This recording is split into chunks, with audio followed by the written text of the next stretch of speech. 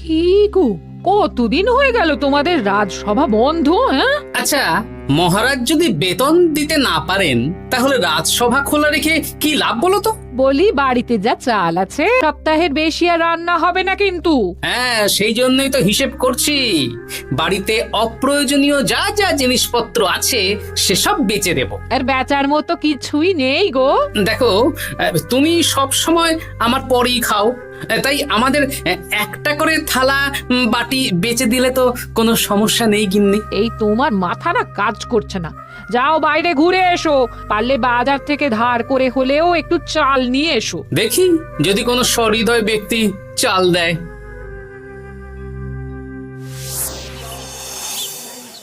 না গোপাল দাদা, বাজারের অবস্থা খুব খারাপ, আর আমি ধারে বিক্রি করছি না। আহা, আরে আমি কোনোদিন তোমার একানাও বাকি রেখেছি বলো? আমি বুঝতে পারছি গোপাল দাদা, কিন্তু আমিও নিরুপায়। গত মাসের বেতন এখনো পাইনি। মহারাজ অনির্দিষ্ট কালের জন্য রাজসভা বন্ধ রেখেছেন। বিশ্বাস করো, বিশ্বাস করো, বেতন পেলেই তোমার ধার আমি মিটিয়ে দেব। এই সপ্তাহ খানেক আগে একই কথা বলে সেনাপতি ধারে 25 কেজি চাল নিয়ে গেছেন। এখন ওনার কোনোই পাত্তা নেই। কি যে করি, কাছের বন্ধু বলতে বিজ্ঞানী আর সভাকবি। দেখি ওদের বাড়িতে একবার ঢুঁ মেরে।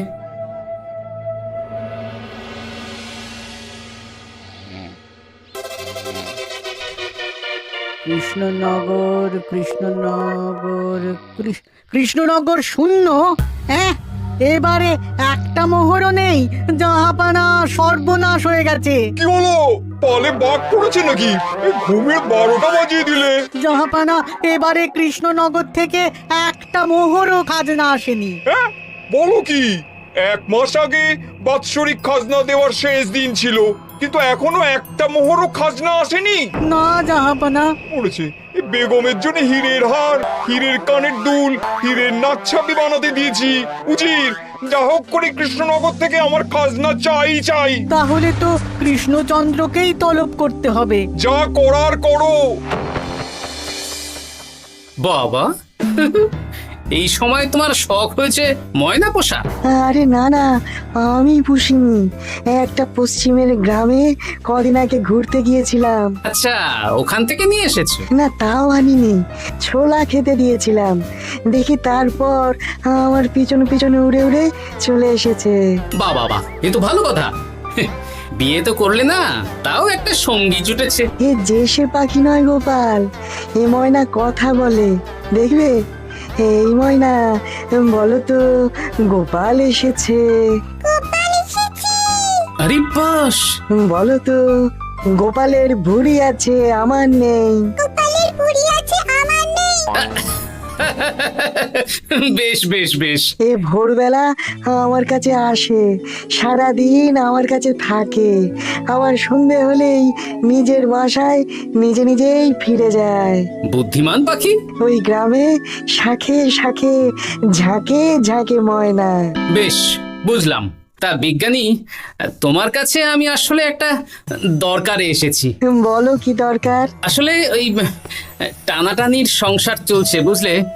বাড়িতে চাল বাড়ন্ত, কদিন পরে হাঁড়ি চড়বে না। তুমি কিছু পয়সা ধার দিতে পারবে? আরে এমন করে বলছো কেন? আমার তো সংসার নেই, এত খরচও নেই। তুমি বাড়ি যাও, আমি 2 বস্তা চাল পাঠিয়ে দেব। ধন্যবাদ বিজ্ঞানী, তোমার মতো বন্ধু পাওয়া মুশকিল। বন্ধুত্বে এইসব ধন্যবাদ দেওয়ার দরকার নেই, একে অপরের পাশে থাকলেই হলো।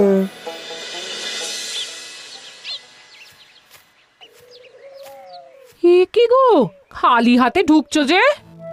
বিজ্ঞানী আমাদের 2 বস্তা চাল পাঠাবে, তাই কিছুটা হলেও চিন্তা কমলো, বুঝলে। ওমা, এই তো সারা বাজার ঘুরে তো ধারে চাল পেলাম না, অগত্যা বিজ্ঞানীর বাড়ি গেলাম। উনি সত্যি তোমার বন্ধু?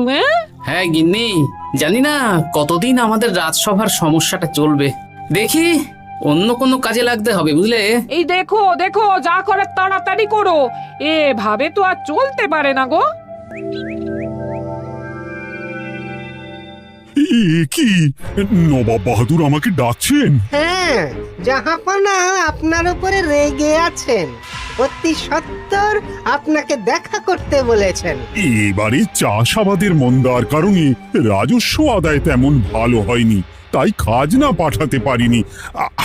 আর কিছুদিন অপেক্ষা করতে বলুন, আমি ঠিক খাজনা পাঠিয়ে দেব। এখন আর খাজনা নিয়ে কথা বলবেন কিনা জানি না। আপনাকে নবাব এই আদেশ পাঠিয়েছেন, আপনি 2 দিনের মধ্যে নবাব বাহাদুরের সাথে দেখা করবেন। আচ্ছা ঠিক আছে।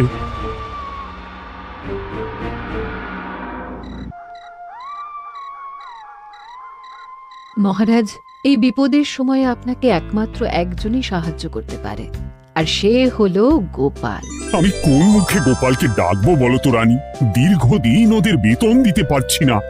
গোপাল এরকম স্বার্থপর মানুষই নয় যে নিজের কাজের সময় কাজী আর কাজ ফুরলে বাজি হয়ে যাবে। আপনি একবার বলেই দেখুন না। বেশ, তাহলে আগামীকাল সকালেই গোপালকে ডেকে পাঠাচ্ছি।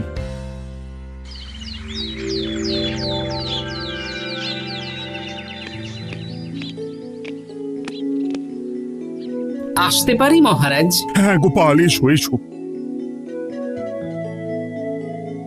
মহারাজ আমাকে হঠাৎ ডেকে পাঠালেন যে? শোনো, নবাব বাহাদুর বলেছেন ওখানে যেতে হবে, কারণ এবারে কৃষ্ণনগর থেকে কোনো খাজনা পৌঁছয়নি। মহারাজ, আপনি গেলেও বিপদ, না গেলেও বিপদ। হ্যাঁ, সেটাই তো আমাকে সবচেয়ে বেশি ভাবাচ্ছে, কিন্তু না গেলেই যে নয়। তাহলে এক কাজ করি মহারাজ, আমিও বরং আপনার সাথে যাই। যা বিপদ আসবে একসাথে লড়বো। ও গোপাল, তুমি যেন আমার বুক থেকে পাথর নামিয়ে দিলে।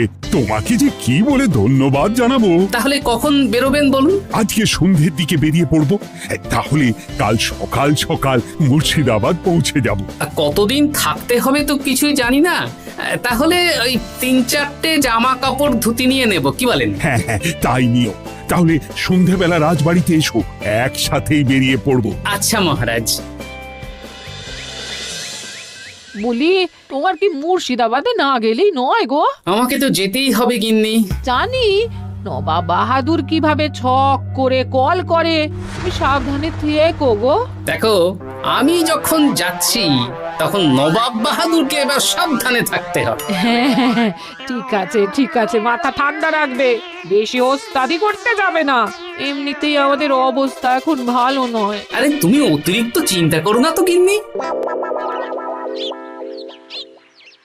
জাহাপানা, কন্যাগুলো কবে আসবে? এখনো 2-3 দিন সময় লাগবে বেগম। এত সময় লাগছে কেন জাহাপানা? দেশের কোণে কোণে খুঁজে সেরা সেরা হিরে দিয়ে বানানো হচ্ছে যে, সময় তো লাগবেই বেগম। তাহলে তো অনেক খরচ হচ্ছে। তাও হচ্ছে বটে, কিন্তু তোমার জন্য আমি সব করতে পারি। আমাদের মুর্শিদাবাদের হীরালালের হাতের কাজ দেশের সেরা। আপনি সত্যি আমাকে ভালোবাসেন, আমার জন্য এত খরচ করে গয়না বানিয়ে দিচ্ছেন। তুমি খরচ নিয়ে এত চিন্তা করো না। কৃষ্ণনগর থেকে এই বছর ভালো খাজনা প্রাপ্য ছিল, কিন্তু এখনো একটা কানাকড়িও আসেনি। তাহলে আপনার গয়না বানাতে যা খরচ হবে সব আপনার সিন্দুক থেকে দিয়ে দেবেন। না না না, কৃষ্ণনগর থেকেই আদায় করব, ওকে তলব করেছি। আচ্ছা, সহিস, গাড়ি ছাড়ো। যথাজ্ঞা মহারাজ। এই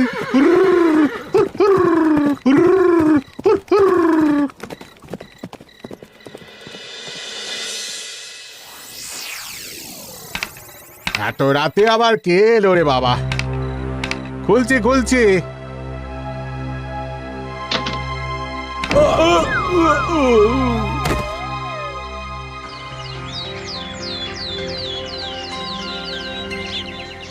সর্বনাশ হয়ে গেছে জাহাপানা। কি হয়েছে হীরালাল? নবাব বাহাদুর, মহারাজ কৃষ্ণচন্দ্র আর গোপাল এসেছেন আপনার সাথে দেখা করতে। ওদের দরবারে আসতে বলো। হ্যাঁ, এবার বলো হীরালাল, কি হয়েছে?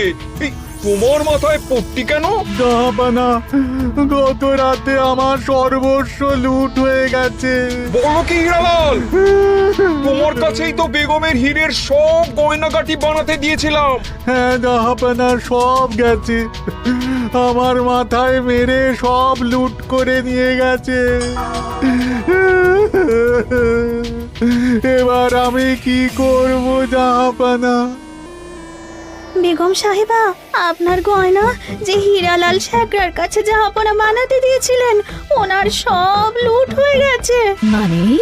আমি এক্ষুনি নিজের কানে শুনে এলাম, এখন হীরালাল শেখরা এসেছে। আমি এক্ষুনি যাচ্ছি। কি করব জাহাপানা? আমার তো সব শেষ হয়ে গেল। আমি কোনো কথা শুনতে চাই না, আমার ওই হীরের গয়নাগুলো চাই। চাই বললেই তো পেয়ে যাবে না। এখন এই গয়না শুধু নয়, হীরালালের সব সোনা দানা চুরি হয়ে গেছে। সেগুলো খুঁজে পেতে হবে। বিগত কয়েক বছর আমার মুর্শিদাবাদে কোনো চুরি ডাকাতি হয়নি। প্রত্যেকটা গ্রামবাসী সুখে শান্তিতে আছে। বাইরের কোনো শত্রু আসারও সুযোগ নেই। গ্রামের সীমানায় দিন রাত প্রহরী থাকে। যদি এসেও থাকে পালাতে পারবে না। এবারে তাহলে চোরটা কে বুঝবো কি করে? এসব সামান্য চোর ধরার কাজ আমার কাছে নস্যি। জাহাপনা, আপনি যদি কৃষ্ণনগরের এবছরের খাজনা মকুব করে দেন, তাহলে আমি চোর ধরার ক্ষেত্রে সাহায্য করতে পারি। ঠিক আছে কৃষ্ণচন্দ্র, তোমার এই গোপাল যদি চোর ধরে দিতে পারে তাহলে এবছরের খাজনা মুকুব। আগে আমি ওই শেখরার সাথে একান্তে কিছু কথা বলতে চাই। বেশ, প্রহরী প্রহরী, তুমি গোপাল আর শেখরাকে একটা ঘরে নিয়ে যাও। আসুন। এবার আপনি চুরির ঘটনাটা বলুন। চুরি না, ডাকাতি। সে যাই হোক, বলুন বলুন। গতকাল রাতে, তারপর সকালে জ্ঞান ফিরে ঘরে গিয়ে দেখি সব ফাঁকা। আমার ঘরের সাথেই লাগোয়া দোকান। আচ্ছা, দেখুন, আমি আপনার কথা শুনে আর একটু আগের যা আলোচনা শুনলাম, তার থেকে মনে হচ্ছে এই চোর স্থানীয় চোর। কি করে বুঝলেন? কারণ বাইরের চোর হলে তো এত নিখুঁত কাজ করা সম্ভব নয়। চোর নিশ্চয়ই আপনাকে ব্যক্তিগতভাবে চেনে। হ্যাঁ, এবার মশাই আপনি বলুন তো, আপনার কোনো শত্রু আছে? না, শত্রু নেই তেমন। আমার সাথে কারো সম্পর্ক খারাপ নেই। আর আমাদের পাড়ায় সবাই ব্যবসায়ী, সবাই সম্ভ্রান্ত লোকজন। বেশ, তাহলে সব ব্যবসায়ীদেরকেই ডাকতে হবে। আমি নবাব বাহাদুরকে বলে দিচ্ছি, আপনি এখন আসুন। নবাব বাহাদুর, আপনি ওই গ্রামের সকল ব্যবসায়ীদের আপনার মহলে ডাকার ব্যবস্থা করুন। সবাই কিন্তু বেশ সম্ভ্রান্ত ব্যবসায়ী। সে হোক না, ওই গ্রামে তো সবাই ব্যবসায়ী, আর বাইরের কোনো লোক গ্রামে ঢোকেনি বা বাইরেও যায়নি। তাই যদি কেউ চোর থেকে থাকে তাহলে ওই ব্যবসায়ীদের মধ্যেই আছে। বেশ, আমি সবাইকে আমার মহলে নিয়ে আসার ব্যবস্থা করছি। আর একটা ফাঁকা বড় ঘর চাই, যেখানে চোর ধরার পরীক্ষা হবে। আর সেই ঘরে আমাদের কৃষ্ণনগরের ঘোড়া চোর ধরবে। হ্যাঁ, ঘোড়া চোর ধরবে? হ্যাঁ, যে ঘোড়ার গাড়িতে আমরা এসেছি সেই ঘোড়া। যদি চোর না ধরতে পারো তাহলে পুরো খাজনা তো গায়ের জোরে নেব, সাথে সাথে কৃষ্ণনগরটাও কেড়ে নেব। আমার উপর একটু ভরসা রাখুন নবাব বাহাদুর, আর যা বললাম করুন। বেশ, শুনুন, এই ঘরে আমার এক প্রিয় ঘোড়া আছে, আর সামনে একটা বালতিতে ছোলা সেদ্ধ রাখা আছে। আপনারা সকল ব্যবসায়ীগণ একে একে যাবেন, দরজা ভিতর থেকে বন্ধ করবেন, আর ঘোড়াকে এক মুঠো করে ছোলা খাইয়ে ফিরে আসবেন। তারপর কি বাড়ি চলে যাব? না, সবার ছোলা খাওয়ানো হয়ে গেলে আমি ঘোড়ার কাছে যাব, আর ঘোড়া কানে কানে আমাকে বলে দেবে কে চোর। তাহলে আর দেরি কেন, সবাই একে একে যাও।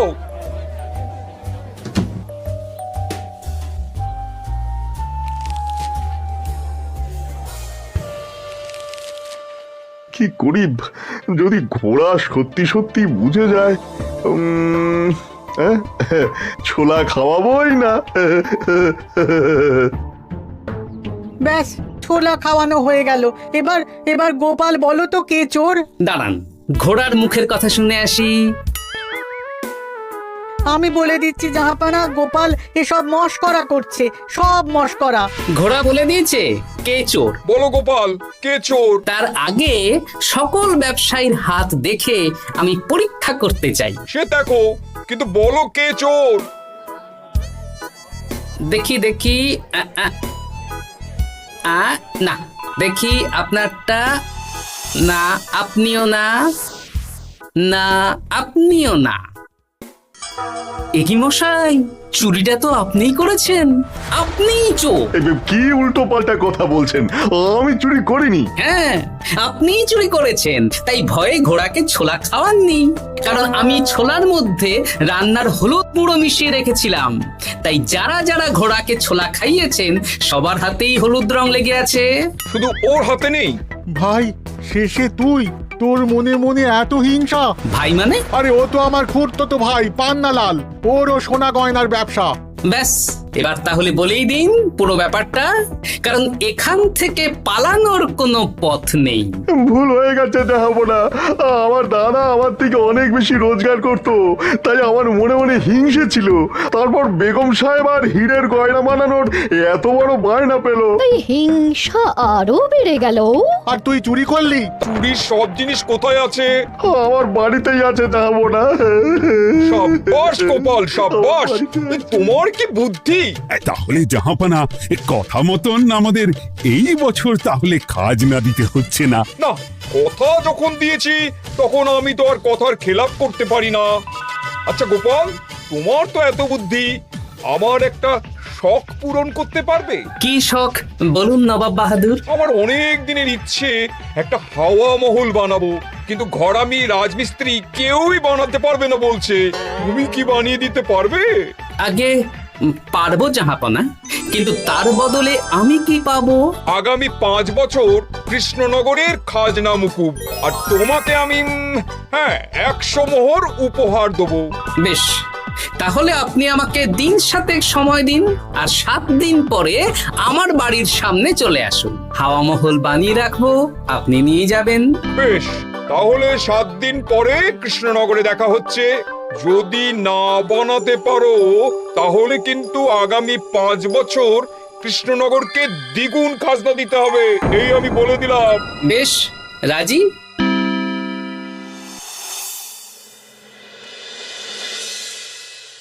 বেশ তো বড় মুখ করে বলে দিলে হাওয়া মহল বানাবে। রাজি রাজি। এবার যদি না বানাতে পারো, সব তো উল্টে যাবে। আপনি চিন্তা করবেন না মহারাজ, নবাব বাহাদুর আমাকে প্যাঁচে ফেলতে চেয়েছেন, তাই আমিও ওনাকে ঘোর প্যাঁচ দেব।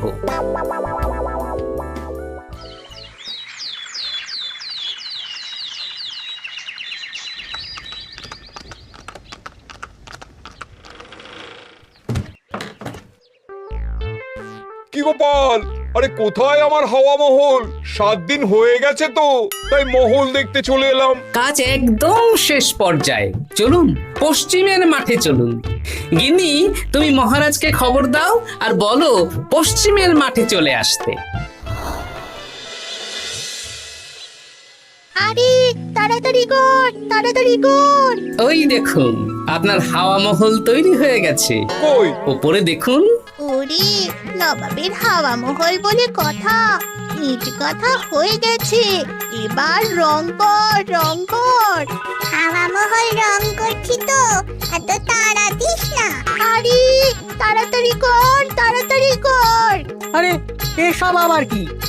ময়না পাখি হাওয়া মহল তৈরি করছে? হ্যাঁ, হাওয়া মহল তো, তাই হাওয়াতেই তৈরি হচ্ছে।